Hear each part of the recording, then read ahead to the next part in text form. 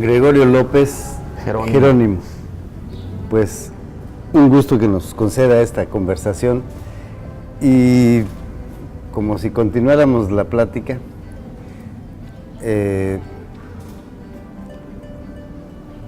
pasó por varias escuelas, a ver cómo estuvo eso. Bueno, mi papá tuvo la buena puntada y la sabiduría de... Él estaba yendo a Estados Unidos y en una avenida, exactamente yo estaba entrando a primero de primaria. El día primero de mi primer clase me dijo, ¿qué aprendiste hoy? Me acuerdo que yo le dije, hoy aprendí, ya sé oso. Y ya sabía escribir oso. Y me dio la mano y me dijo, ¿qué quieres, vacas o quieres estudio? Yo le dije, quiero estudiar. Desde ese momento me hizo un trato, dice, si estudias, yo me comprometo a financiarte una carrera. Me acuerdo que me regaló una resortera, me dio la mano y tenía que irse a regresar a Estados Unidos. Allá está todavía, él ya es ciudadano americano, yo todavía no. Pero lo bonito de todo es que el sueño que él se planteaba lo logramos. Una de las cosas es que yo soy de los mayores y somos 11. Entonces eso obligó a que todos mis hermanos también estudiaran. Generalmente la familia le dan estudio al último. No, acá fue los primeros y eso hizo un reto para mi familia. De hecho, de los 11, 5 fuimos a Europa, becados, en distintas instituciones, en distintas carreras. Uno en comercio internacional, otro en medicina, otro en idiomas, yo en antropología teológica. Entonces cada quien hicimos una carrera, gracias a Dios, mis padres, un esfuerzo grande, y vivíamos en el municipio de Buenavista por las aguas, en las secas del municipio de Tancítaro, de tal manera que tenía que inscribirme en ambas localidades a fin de no perder el ciclo. Y finalmente hubo un parteaguas para mí en mi vida en sexto, estoy terminando sexto ya pensando que dónde continuaré. Vino Juan Pablo II en el 79 a México, fue un parteaguas en mi vida, me llama la atención, yo le consulto a mi mamá que si, dónde se puede estudiar para ser sacerdote. Ella me envía a Uruapan con los religiosos de la Sagrada Familia, pero finalmente yo termino con los diocesanos y así fue como comencé a estudiar en esto y me gustó, una carrera donde podía darme completamente, enteramente a los más necesitados. Su vida ha transcurrido, bueno, ya hablemos de los últimos años, pero ha transcurrido en una zona difícil, una zona muy interesante para comprenderla, para los últimos años en estas regiones, en esta región en la que usted oficia, no ha sido fácil la vida. No ha sido fácil la vida y también ha sido muy fácil la muerte. ¿Qué piensa usted? Pues yo pienso que yo personalmente siento que he crecido en esos últimos 3 años, en todo sentido, pero también he perdido muchas cosas. He perdido, por ejemplo, también a lo mejor las comodidades, el confort, el buen visto de mis superiores. Claro. He perdido a lo mejor la posibilidad de salir en la foto, de sentarme al lado del jerarca, pero yo no me consagré para eso. Creo que estoy convencido de que si la iglesia estuviera siempre en ese punto álgido, en esa cuerda floja, no habría tantos males. Si la institución jerárquica como tal, que un obispo, imagínate, somos 100 obispos en México que se levantaran, no en armas, sino con la inteligencia y con la capacidad de denuncia, lo seguirían 100,000 sacerdotes y religiosos que hay, y lo seguirían millones de católicos, porque al final del día somos la mayoría. Entonces si ven que una cosa anda mal, tenemos que levantar la voz, tenemos que corregir. No vas a dejar a un hijo que si ves que anda mal, pues tienes que llamarle fuerte. Los obispos nos han animado a eso. Entonces, en ese sentido, yo soy convencido que el mal ha abundado porque el bien no lo hemos sembrado. El mal ha germinado, o la cizaña ha germinado porque el trigo no lo hemos sembrado. no es falta de bien, sino, bueno, hay abundancia de mal, pero también ha faltado el bien.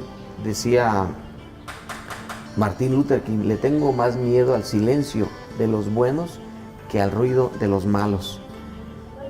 Entonces creo que yo hoy también le tengo más miedo a la indiferencia, a la dejadez de los buenos, de los católicos, que a toda la maldad de los inicuos.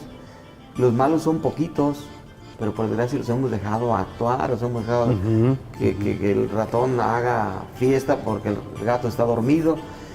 Ahorita pienso, padre, escuchando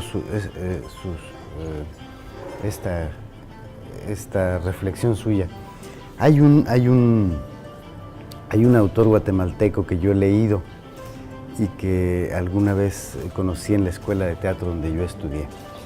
Se llama Carlos Solórzano. Carlos Solórzano ha escrito obras de teatro legendarias, Mea culpa se llama una, en fin. Hay una obra donde es un diálogo entre un juez y un obispo.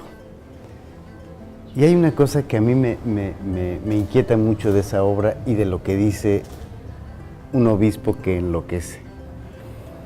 Dice que la Iglesia ha sembrado también el miedo. ¿Está de acuerdo? Sí, al menos nosotros nos hemos mantenido en la zona de seguridad. ¿Por qué nos hemos mantenido en la zona de seguridad? Por miedo, por comodidad, por confort. Es más cómodo pues predicar y meterme a mi cuarto, no meterme con la sociedad. El momento que vivimos acá en nuestra tierra, acá en Apatzingán, es pues acompañar al huérfano, acompañar a la viuda, crear estrategias para encontrar a los desaparecidos. De hecho, con Mireles llegamos a, yo creo que liberar cerca de 79 secuestrados. El asunto era cómo levantar la voz y dar credibilidad a la gente para poder copar la confianza de ellos y poder copar información. La información que ocupábamos, que no le llegaba a los ministerios públicos, que no le llegaba a ninguna autoridad, era cómo crear un centro de acopio de información, pero era necesario jugarse el pellejo, aventarse por la línea más delgada y ciertamente correr el riesgo de que te mataran. Se debe decirle a la gente, no tengas miedo. Claro, porque el miedo atrofia. El miedo es una parálisis, cuando uno tiene miedo, del miedo viene hay 3 grados, es temor, miedo y terror. Yo puedo tener temor a Dios, temor a ofender a mi padre, el muchacho de defraudar a la novia, a la esposa, de fallarle, un temor. Pero tenerle miedo, eso ya implica una complicación psicológica, ya habla de un trauma y complejo. Ya quien tiene miedo, poco decide por sí mismo, no vive bien, tiene problemas hasta para dormir, comer. Está vencido. Está vencido, pero ya si tienes terror, estás muerto, estás vencido ya, estás derrotado. El miedo te pone bozal, el miedo te maniata, el miedo te paraliza. No piensas, no trabajas, no comes, no vives, entonces no amas. Con el miedo no se puede vivir. Entonces yo digo que el miedo es el diablo, diabólico. ¿Cuál es la idea suya en relación a cuál es la labor que la Iglesia debe tener en la guerra, por ejemplo? Se puede evangelizar en tiempos de guerra. Nosotros ahorita en esta guerra, pues proponemos, por ejemplo, yo aquí en este lugar, tengo que fomentar el diálogo, la razón y no la pasión. Tengo que proponer proyectos, no proyectiles. Yo tengo 15 años trabajando con la cuestión de proyectos. Aquí estamos ahorita poniendo un proyecto ganadero, un proyecto agrícola. Estamos fomentando todo lo que son el desarrollo. Desde el momento de la guerra, ¿Qué tienes que fomentar? Pues bueno, la cordura, la mesura, el diálogo, las alianzas, las treguas. Es lo que estamos haciendo en este momento, haciendo mesas de diálogo, de encuentro. En este momento vienen de Estados Unidos 10 empresarios que tienen interés en invertir en esta región. Necesitan melón, sandía, papaya y pepino, mango, limón, pero en trailers diarios, 3, 4 trailers de cada producto diario. Entonces necesitamos sentarnos a platicar, ver los distintos polos, los distintos grupos polarizados, que vale la pena bajar una rayita, que vale la pena sentarnos a dialogar, convenir que hay enemigos en común, como es el desempleo, como es la migración de nuestras gentes, como es el abandono del campo, la ignorancia, el analfabetismo, insalubridad, inseguridad, servicios urbanos deficientes. O sea, hay muchas cuestiones, muchos enemigos en común que no lo vamos a vencer si estamos divididos. El gobierno también, si ve un pueblo dividido, pues no le invierte. Pero también un empresario, ¿cómo va a invertir aquí si sabe que su tráiler que va cargado se lo van a retener en 1 kilómetro? Se lo van a quemar o hay un retento y no invertirá aquí. Si nos urge en esta hora sentarnos, ser fermento de la levadura, ser levadura en medio de la masa. Esa es la misión del pastor, de la iglesia. Lo de cómo ve la fe de la gente. Pensemos en que la gente tiene fe en la vida, tiene fe en Dios, tiene fe en el mundo. Es decir, ¿cómo ve la gente ahora en ese aspecto en esta región? El asunto que me preocupa en este momento en la iglesia es que hemos secuestrado a Cristo. Lo tenemos en arresto domiciliario. Somos cristianos, pero somos cristianos de domingo. Entonces no hay Dios el lunes, ni el martes, ni el miércoles, ni el jueves, ni viernes, ni sábado.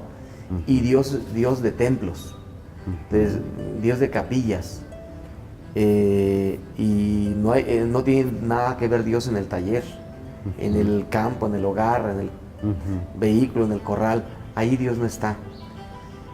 En la política no está Dios, en la economía, en la seguridad, en la justicia, impartición de justicia, en los procesos judiciales, en las cárceles, no está Dios.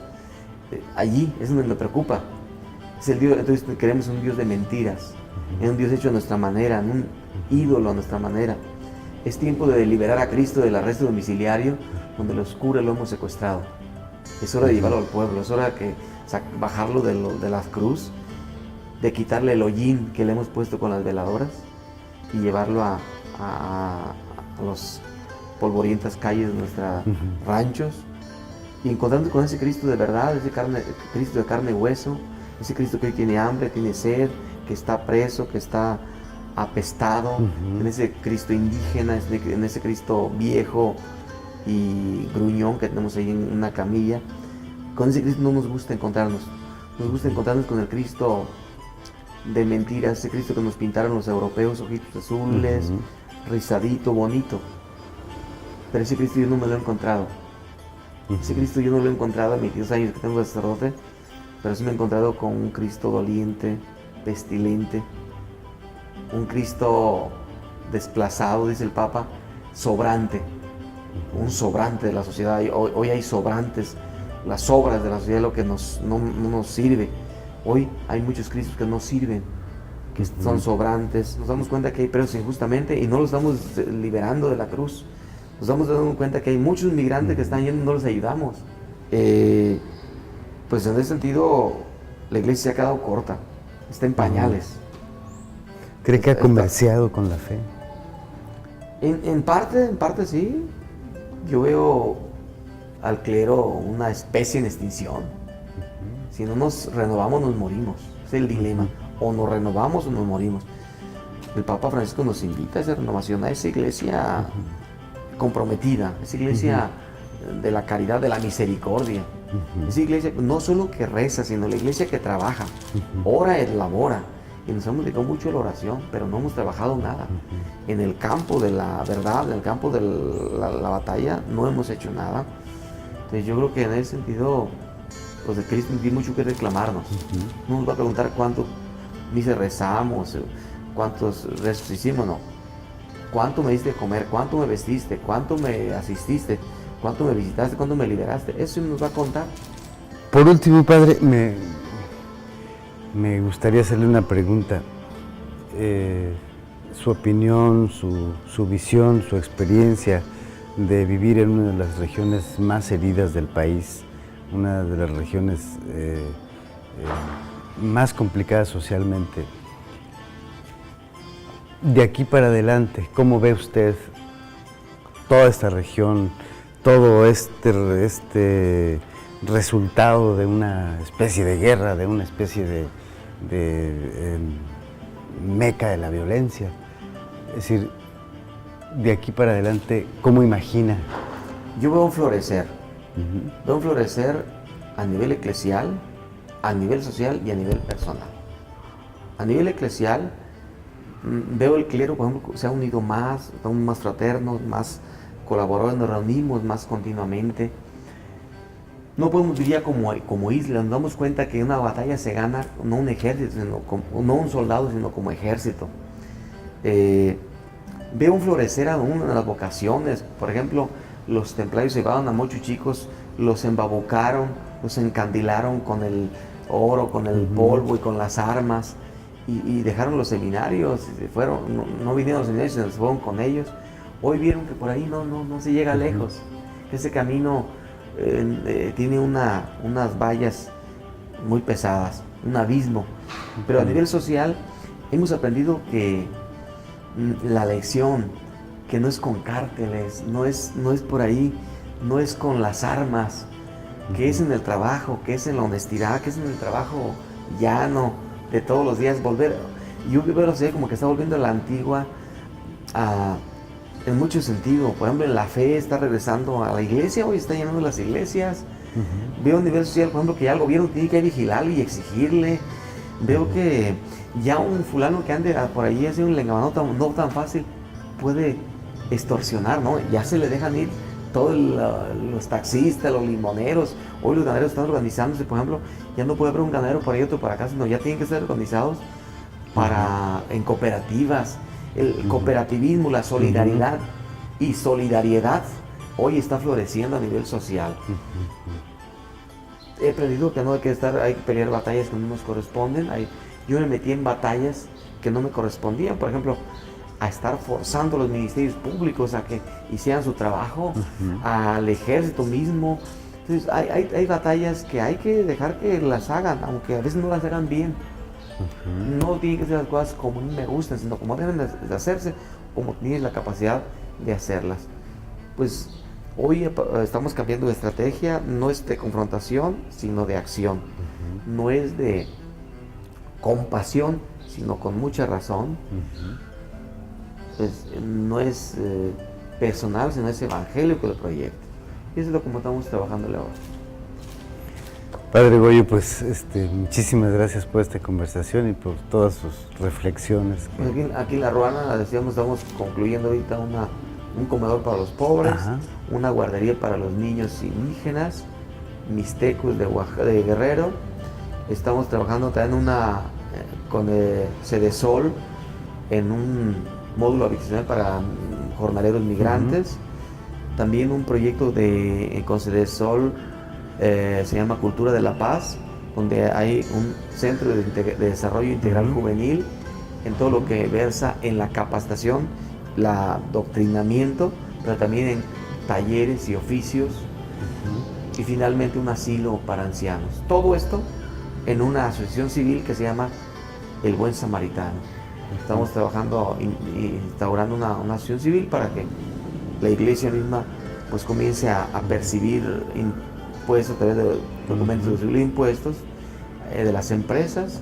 Estamos registrándola en todos los ámbitos legales, registro público, en la Secretaría de Economía, en Relaciones Exteriores, en Cedesol, en el SAT, en todas las instancias jurídicas. Tenemos que legalizar esta AC y que sea para bien de los más desprotegidos. Pues lo felicito, padre, y muchas gracias por esta conversación. Dios bendiga. Que estamos bien.